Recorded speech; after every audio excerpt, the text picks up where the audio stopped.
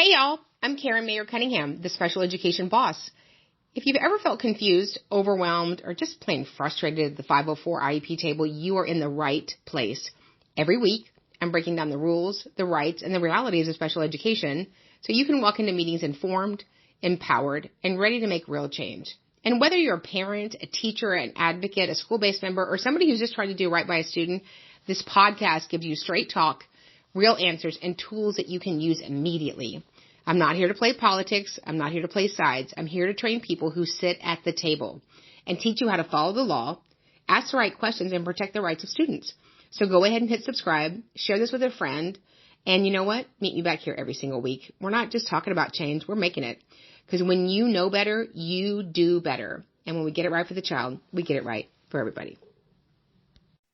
Welcome, everybody. Happy day. You know, when you have Monday off, you think that you're further in the week than you are, but you're really not. So welcome back, you guys. I want to go over some information that I'm asked kind of all the time, the modality and methods that I use when I advocate and for kiddos with disabilities and serving parents. And so if we haven't met, I'm Karen Mayer Cunningham, special education boss, training everyone that sits at the 504 IEP table to navigate and negotiate successful student outcomes.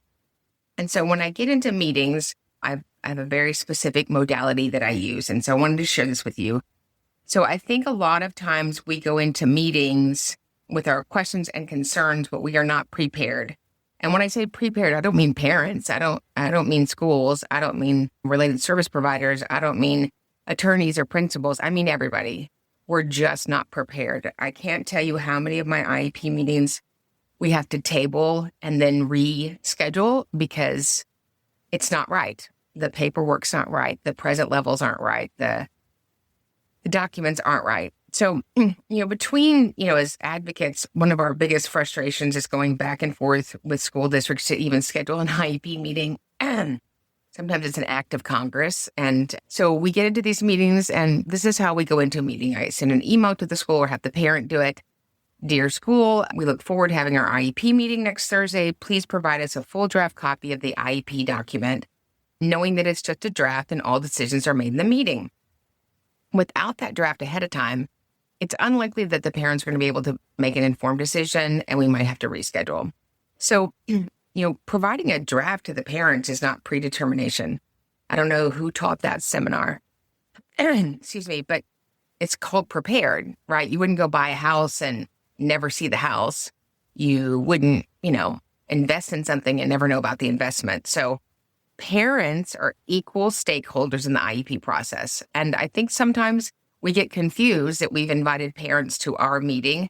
It's not our meeting. It's the child's meeting, and the parents are considered the expert. So let's all fully prepare so we can go in and have efficient IEP meetings and make sure that we write an individualized education program that is epic, that serves kids at the highest level.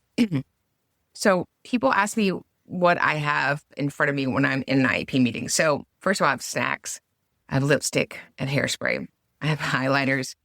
But here are the things that I have on deck when I'm doing an IEP meeting. I have the last full individualized evaluation with the most robust contents in it, full diagnostic profile, all 7 Gs, a full achievement to include reading, writing, and math, and of course, adding OE and LC, oral expression, listening comprehension, kind of see where they are with their cognitive skills and their achievement skills. I also have the last 36 instructional weeks, IEP progress reports. And then I have the last annual IEP meeting that was agreed upon, and then the draft annual IEP meeting. So those are the 4 things that I need. The last evaluation that gives me great numbers, last year's 36 instructional weeks IEP progress reports, last year's annual IEP, and then this year's annual IEP. And so when I start out the meeting, often we get in meetings and we do introductions and then that goofy norms. Don't you like how they read you the norms? Do we all agree to be nice and obey each other and be respectful? Otherwise, we have to throw somebody out. I think it's so bizarre that we read that in special ed meetings, but we don't read that in general ed meetings. We don't read that in any other business that I'm in, but we'll read those norms, right? We agree to the norms. And then we want to jump right to the present levels. So that's not the order. We don't jump to the present levels. Everything that we're building is from first the known evaluations, the acuity of his disability, his unique circumstances, and then looking at the progress reports. You would be surprised how bad progress reports are sometimes filled out. This week I was in an IEP meeting and the progress report was literally the same for all 4 grading periods. And I said, so I read it to her. I said, this is literally the same. He reads 94 words correct per minute at 90% accuracy in all 4 grading periods. And she said, yes. I said, well, it's not possible that a child read exactly the same words with exactly 10 errors every time for a year. And she goes, oh, I think that it just does that in the software because it's part of the goal. And so when we have paperwork, look at it, read it out loud. Does it make sense to you? Has anybody checked it? And so in the IEP progress reports, it's going to tell you at the top who the evaluator is. So when I go through the IEP progress reports and it says the evaluator for math is Miss Johnson, I'm going to say, Miss Johnson, are you the math teacher? And she says no. So just because they're the evaluator on the IEP goal progress reports, it doesn't mean they worked on the goal or collected data. So you need to identify that. So often the evaluator on the IEP progress reports is the case manager. What does that mean? That means the teachers were sent an email and they email the case manager back. And so it's important that you know who tracked that data. Did they meet the goal? Often we will say in the present levels that they met their goal. But actually when you go back and you look at it and you highlight it and you underline it, you will find that many of the goals were not mastered, but we said in the present levels they were not mastered. So if we don't master the IEP goal, we don't say we mastered it. And if we didn't master it, we need to write a new goal with different criteria, different supports, so that he can achieve that goal. We do not repeat the same IEP goal. That was confirmed that we can't do that anymore March 22nd, 2017 in the Andrew F. decision, Andrew versus Douglas County School District Supreme Court decision. So if you don't know about that, you can go to OSEP, Office of Special Education Programs. Just type in OSEP, Andrew F. Q&A, and a 9-page document will come up and tell you what our obligation is under IDA. And it's an obligation, right? It's an obligation that we provide a free, appropriate public education. That's a 2-part standard. One, that the SEA, the State Educational Agency, meets its obligations procedurally and follows procedural obligations. And number 2 is this, that the LEA is required to reasonably calculate an IEP and write an IEP to enable the student to make progress appropriate in light of their unique circumstances. Didn't say anything about eligibility, didn't say anything about medical diagnosis, didn't say anything about the stinking state test, didn't say anything about any of that, right? So we are charged with writing an IEP to make the student able to progress appropriate in light of their circumstances. So when we start the meeting, we want to go over the IEP progress reports as a committee so that we can all see where he was last year and where we are now. And then we're going to build from that, right? If he didn't master the goals, you need to put in the present levels. He had 10 goals. He mastered 6. He did not master 4. Data is not good or bad, but it is how we make a student able to progress if we don't understand where he's coming from, okay? So then the present levels, so we get to the present levels. And so the first thing that I do is I go over, just really quickly, I just say, can I run through Billy's schedule? And I'll start out, and it's sometimes it's surprising how painful it is when you sit down with the school-based members to go over his daily schedule and nobody knows. Nobody knows, right? So we go over schedule. First of all, how do you get to school, right? The present level should be pristine, prescriptive, and puffy. They should be so clear that if I pick it up, Kathy picks it up, Bob picks it up, Joe picks it up, that we can see that child. The present level should tell me, how does the student's disability impacts them across settings? How the student's disability impacts them across settings. And if you don't know how it impacts them across settings, you can't write an individualized education program. So you telling me that he got a 1 on his FAST score in Florida doesn't tell me how his disability impacts him across settings. While that's important information, it's a marking point, it doesn't tell me about how his disability impacts him across settings.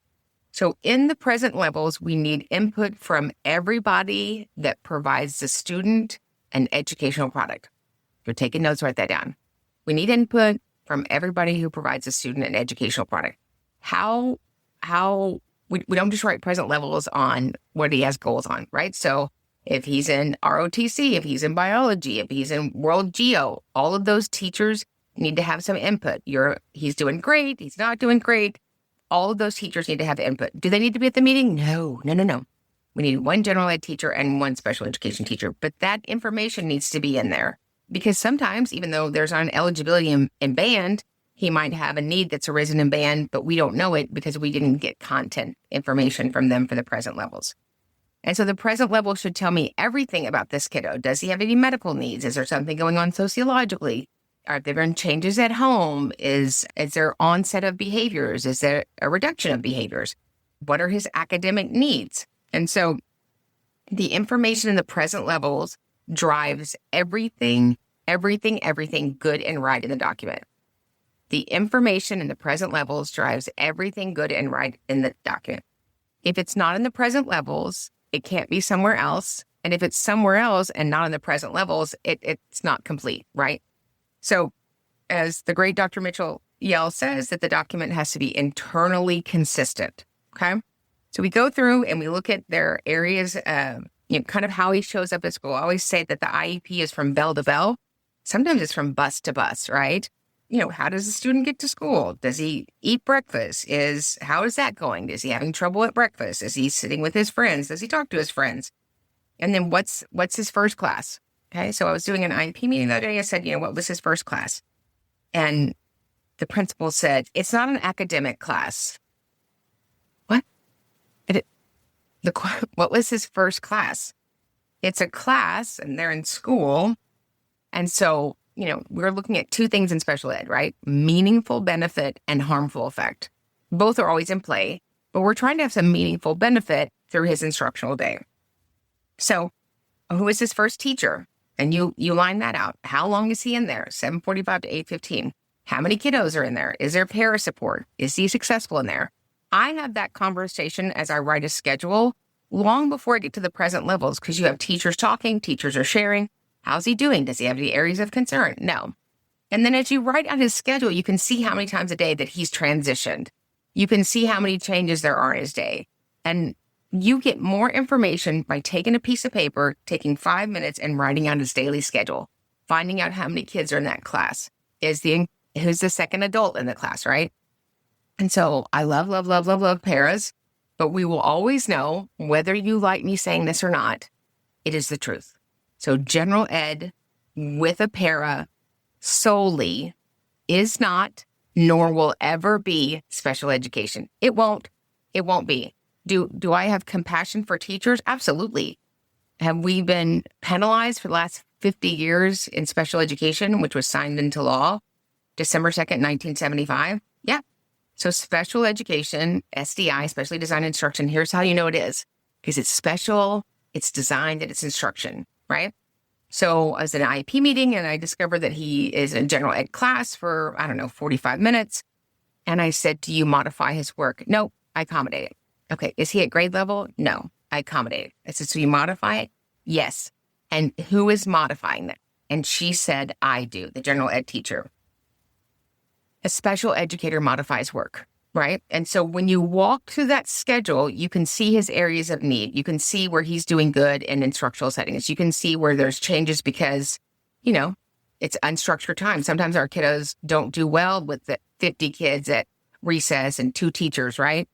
So walk through the schedule, take time, sit down and write out his schedule. And then you get people's names. And I don't know how many times in the last 2 weeks that I've been in IEP meetings and we've been, I don't want to say arguing because how enjoyable is arguing? It's not. But we've been having a conversation about the staff and that there is a para and the school is telling me that a para is special education. Don't know what page of the law that's on, but if you want to know criteria for special educators in the federal law, it's 300.156. Paras are 200.5 in the federal code. If you want to know what the federal code is, just go to ECFR, the Electronic Code of Federal Regulations, and they're federal regulations.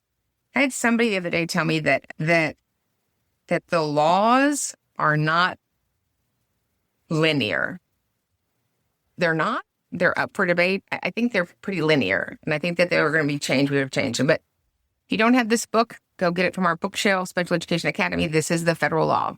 Federal law. Good news about special education. Hadn't really changed much since December 2nd, 1975, when we signed into the Educating All Handicapped Children Act. And then in the 90s, it turned into IDEA, the Individuals with Disabilities Education Act. So this is the book that you're wanting. The Code of Federal Regulations, Title 34, Volume 2 of 4. So Part B, IDEA. And these are legal obligations. I always say it's an odor. It's an obligation, a duty, and responsibility. If people like that, great. If they don't like that, great. But it's not an option. So every state, so just so you understand a little bit about IDEA, every year, every state writes a letter. Dear Congress, we are wonderful Wisconsin. We are committed to meeting our IDEA responsibilities this year, and we'll meet them. Love, the governor of Wisconsin. And they send that letter to Congress, and Congress releases grant money. The money for IDEA is grant money, right? And so all of you amazing teachers, if you've ever written a grant for, let's say, a library, then you know that if you got the grant money, you spent it on a basketball court, that would be problematic. So schools receive federal funds for children with disabilities. Is it fully funded? Nope. IDEA was supposed to be fully funded at 40%. It's about at 11%, 8%. So that's a Congress issue. That's a Republican, Democrat, everybody issue. That's a Congress issue. So it was supposed to be funded 50 years ago. December 2nd will be 50. So that's a conversation for another day. So when we go to the Hill, which we were going to go next week, but we canceled our trip because can't meet with our representatives, we've got to fully fund IDEA. But before we fully fund IDEA, we need to make sure that the special education money gets to teachers, gets to paras, gets to special educators. Because I think too much of the money stays at the admin building in a district, okay? So I digress. So back to the present levels. So the present levels are going to give us a pristine picture of who this kiddo is, what are his strengths, what are his needs. One of the other things that you want to watch for when you're writing present levels is that it doesn't sound judgmental. And so this is the book. The book, you just go to our bookstore at specialeducationacademy.com. This is the federal law. Federal law. If you don't want to get a book, you can just type in ECFR, and that's the electronic federal code, and you can just print it out there. So when you're writing the present levels, it has to have everybody that brings an educational product, some input, good, bad, whatever. Data is just data. Without the data, we can't make decisions, right?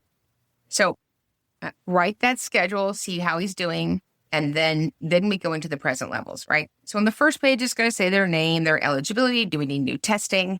Usually on the first page of the software, we have this little box. It says parent concerns. So the federal law is 300.324. That teaches you how to review, revise, and develop an IEP. Review, revise, and develop an IEP. 300.324. And that's what we're doing in meetings, right? We're reviewing, we're revising an IEP. So we need to get the parents' input. So 300.324 tells you the 4 components of reviewing and revising an IEP. And it's important to know what those 4 components are, because I think in schools we spend so much time teaching people software that we never taught them about how to craft an IEP, how to make an IEP, right? And so because that's such a critical need, you're going to be very excited. I wrote a book. You guys like books? Everybody likes books. Where's my book? And so we have a book that is now available for you to pre-order. This is called the EPIC IEP. It's probably backwards if you're saying it. The EPIC IEP. So I wrote this as a powerful manual, a playbook for educators, parents, and advocates navigating the IEP process. So if you go to the EPICIEP.com, it will take you to your favorite book provider, pre-order the book, and then come back and register, and it unlocks about $500 in bonuses. So this will ship in a few months, but we're so excited because this is going to teach you how I do an IEP. Not software, not compliance, not a district initiative, not the stinking state test, but how to write an EPIC IEP to change children's lives. So go to the EPICIEP.com and it will walk you through it there. So in 300.324, it tells us the development, review, and revision of IEP. So on the front page, we'll say to mom and dad, hey, how's it going, right? And any concerns, right? So the law actually says the concerns of the parent for enhancing the education of their child. The concerns of the parent for enhancing the education of their child. So it doesn't have to be your concern, just it's their concerns, right? So in developing each child's IEP, the team must consider these 4 following components. Number 1, the strengths of the child. And so we always have that, right? That school's written that into the present level. Number 2, the concerns of the parents for enhancing the education of their child. We don't usually have that. Number 3, the results of initial or most recent evaluation of the child. And number 4, the academic, developmental, and functional needs of a child. We call that a PLAF, present levels of academic achievement and functional performance. And so we will share parent concerns. I usually share parent concerns on their behalf. And somebody in the meeting, not you fine folks, but somebody in the meeting says, we'll put that in deliberations. No. There's no deliberations is not an IEP. The deliberations are not an IEP. The deliberations are not an IEP. An individualized education program doesn't require deliberations. There are states that will not take deliberations. There are states that take deliberations that are like, I don't know, the Book of War and Peace, they're so long, right? So we need to put the components of the IEP in the IEP. And so since the strengths of the child, the results of evaluation, and academic development and functional needs of a child, the school has put in the present levels, guess what? We are going to put parent concerns for enhancing the education of their child in the present levels. So if your school says, no, we have to put that in the case conference notes, we have to put that in the deliberations, we have to put that in another section, I'm going to say, then you're denying the parents their procedural rights to meaningfully participate in this meeting and have equal IEP team membership. And if you're going to do that, I would like that denial in a prior written notice by close of business. Okay? You have rights, but they're not really your rights if you don't, 1, know them, and 2, invoke them. Okay? So the development, review, and revision of the IEP. And there's other factors. We'll go over this in another Zoom, but it's just right here on page 62 in the federal law. Federal. You know what that means? It's like everywhere. Okay? Does federal law trump state law? It does. It's the weirdest thing. The problem with our federal law in special education or general education is that the federal law allegedly has oversight for the states. I can tell you, being an advocate for almost 30 years, I've never seen it. I've never seen anybody get in trouble from the federal law in special education.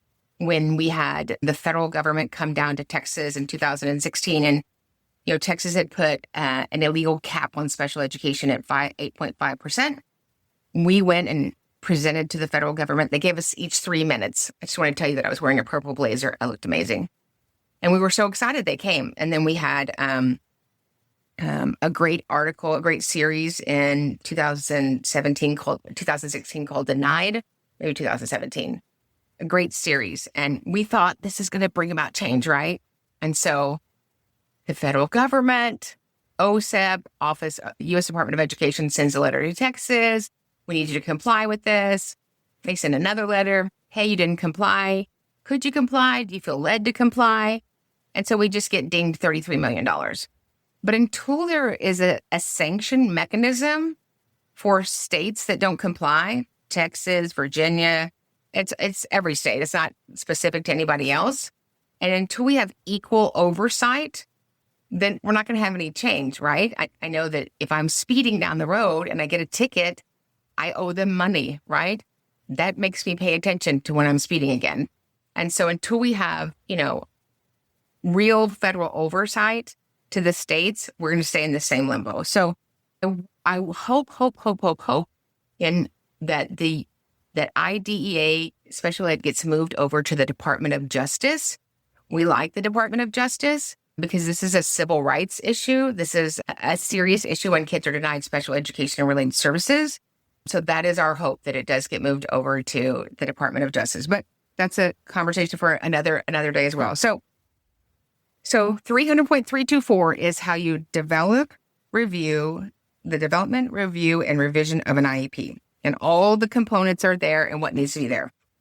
And so, again, if you guys are interested in this book, go to the EPICIEP.com. You can order it. Okay. So we write this pristine, prescriptive, puppy, present levels. Pristine, prescriptive, puppy, present levels. If your present levels are a couple of paragraphs, you're not done. I was in an IEP meeting the other day, and the document was 84 pages long. The social studies, now this is for self-contained, social studies present level, say it with me, was one sentence. The science present levels were, wait for it, 2 sentences. This ain't that, okay? So our present levels should tell me about this child, their unique circumstances, and how we can enable them to make progress appropriate in light of their unique circumstances. So we have these present levels. The present levels are going to, if we get the present levels right, the rest of the IEP is kind of downhill, right? Because it's going to tell me the needed goals. It's going to tell me the needed accommodations. It's going to tell me what LRE is going to look like. And it's going to talk to me about that schedule of services and placement decisions, because I wrote the entire schedule out. We have last year's IEP progress, and we have pristine, prescriptive, puffy levels, present levels. Maybe they are puffy levels. And if there's an educational need, we can write an IEP goal around it. So I was in a meeting a couple weeks ago, and we added the eligibility of ADHD.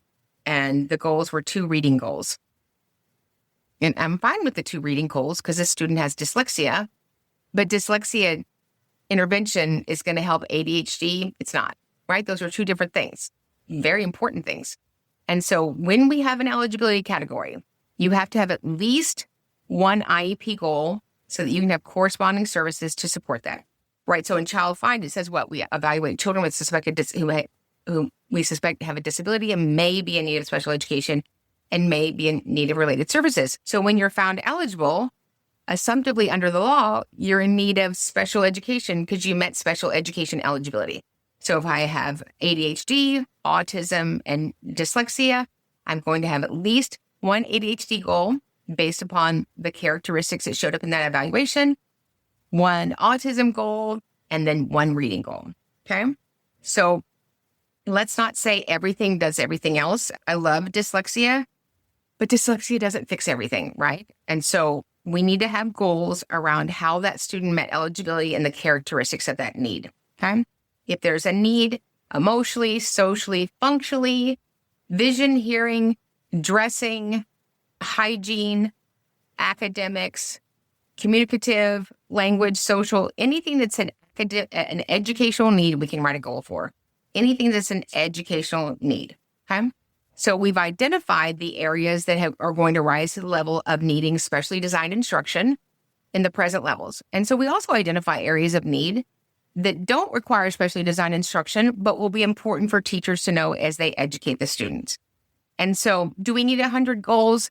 No, we do not need 100 goals. I do not want teachers walking around with a clipboard. I want them teaching, right? Teachers are ridiculously amazing. Like, they are rock stars. I mean, I don't know how you take somebody else's kids. That's just miraculous, right? So we want teachers to teach. We don't want them walking around with 15 million goals. So I'm the first person to prune an IEP. So obviously let's say that he has deficits in a lot of areas in math. This is what I would say. Miss Johnson, you're the math teacher. If you could only have 1 thing that you worked on in math with Billy, what would it be? Immediately, she'll tell you what that is. Immediately. They never pause. So let's write that goal, knowing that you're going to be working in other state standards, but let's write that goal. Let's make it achievable in 36 instructional weeks with appropriate benchmarks. And then when we write the goal, there's 2 really important components to go with the goal. What would you say those are? Implementer and method of evaluation. Implementer and method of evaluation. So who's the implementer? The implementer is required to work on the goal and take data. So if you have 2 implementers, only one of them would legally be required to take data, but somebody has to take data, but they would both be required to work on it. We're going to assume that IEP goals are worked on once a week, behavior goals more often, and then related or instructional service goals at the rate of which they receive those services. So in the meeting, I'm just going to say, is it fair to assume that we're working on these goals once a week, So we get agreement there. And then method of evaluation. So under method of evaluation, I've seen the word observation. Have you guys ever seen the word observation? Say yes if you have. Yeah.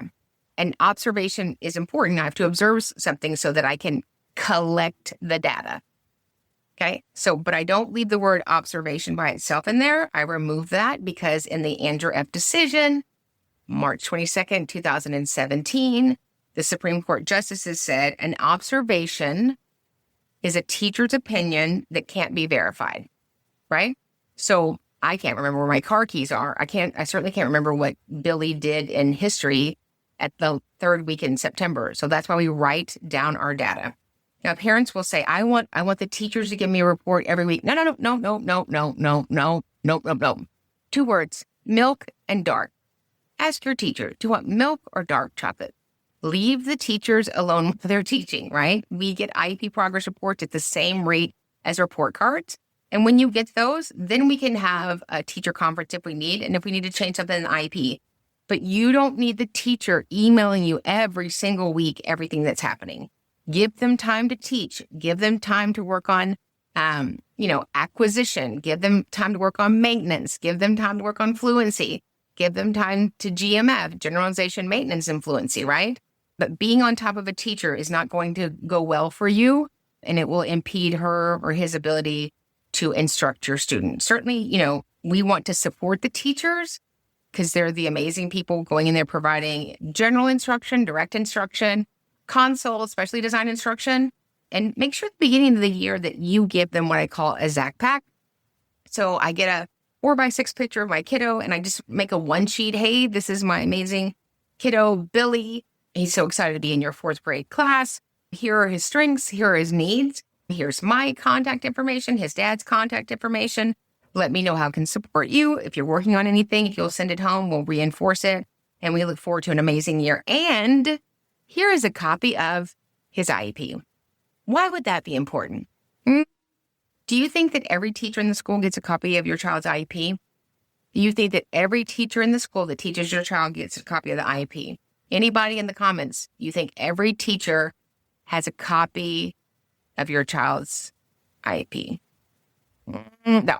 And so how do I know that? Because when I do open records, when I represent families in due process hearings and I pull open records, I learned this years ago, there's a little thing, an email that goes out in August. It's called the teacher bundle. Have you guys ever seen the teacher bundle? It sounds like something we could purchase, a teacher bundle, right? And so when I pulled all these open records for due process hearings, I found out the teacher bundle went to the core content teachers. And that's a good starting place. But I bet Billy has his disability in electives. I bet Billy has a disability in ROTC. I bet Billy has a disability in music and art and football, right? And so if those other teachers don't have a copy of his IEP, how is it possible that they would implement their accommodations? You can't implement something that you don't have. So I just make sure the first day of school that all of you amazing teachers, here's a copy of his IEP. If you have any questions, let me know. We look forward to another amazing school year. Go Bobcats, right? So I provide the teachers with a copy of my child's IEP, right? Schools are crazy busy. Teachers are given a whole week to get, back to school and make up their rooms and sign 500 things. I give them a copy of the IEP so that there's no question, right? I find that teachers are voracious learners and they want information. I assume competency. And so I'm not in the gotcha plan. I'm too old for that. That's a lot of planning. I make sure that everybody has a copy of everything so that we can all serve him correctly.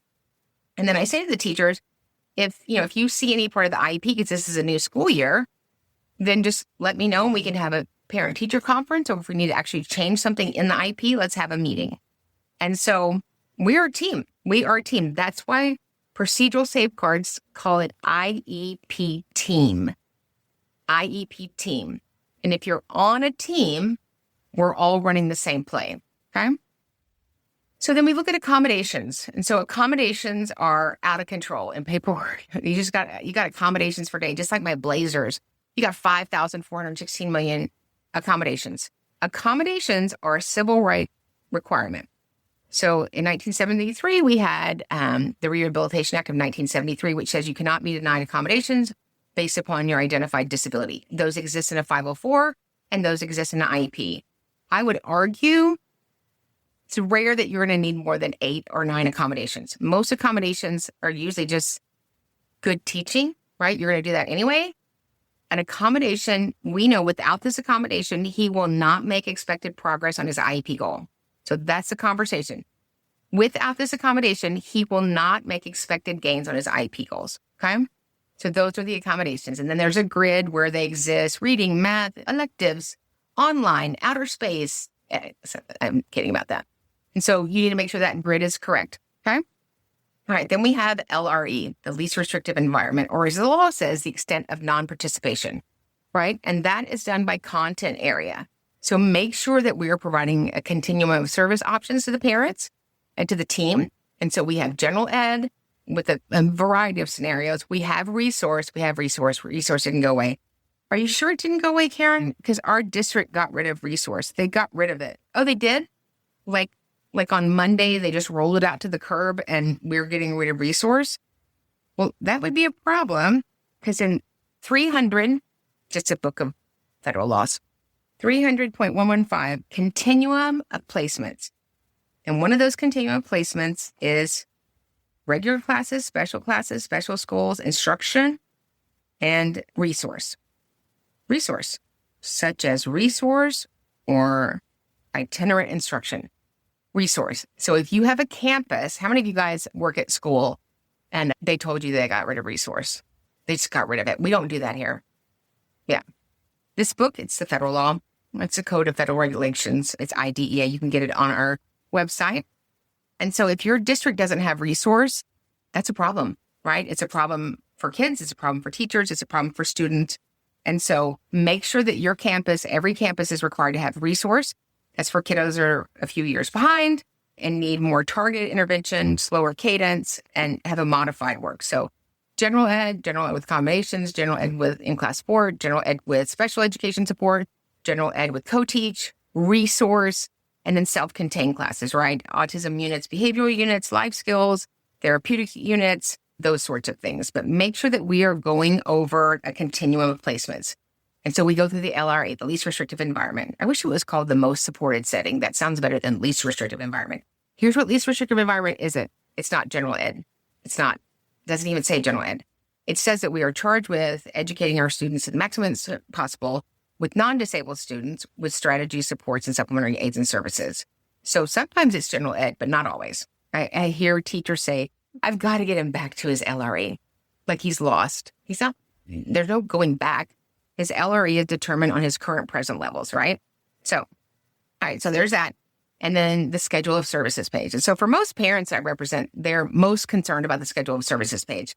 But that really is a layup, right? Because we already determined that he has these areas of critical need in the present levels. We've written these amazing, pristine annual goals with implementers and evaluators, fantastic accommodations. We figured out his LRE. And then on the schedule of services page, you want to make sure that you've identified where the student is receiving special education services. There's no legal requirement to put in general ed, but you need to make sure that it's all populated there. And that's just a few of the pieces in IEP, but those are kind of the big 5, right? Present levels, annual goals, accommodations, LRE, and schedule of services. And they're all lined out in the EPIC IEP, a book I wrote, a powerful playbook for parents, educators, and advocates navigating the IEP special education process. So I hope you guys are having a ridiculously amazing day. We love, love, love you. Come join us in the Academy. It's weekly professional development. We train in federal law and series, and then we open it up for questions. It is going to be the best night school that you ever went to, and we have all your questions answered there. If you need anything, let me know. You want to email us at advocate@specialeducationacademy.com. Remember, we get it right for the child. We get it right for everybody. You guys go have a great day. Hit subscribe, share this with a friend, and you know what? Meet me back here every single week. We're not just talking about change, we're making it. Because when you know better, you do better. And when we get it right for the child, we get it right for everybody.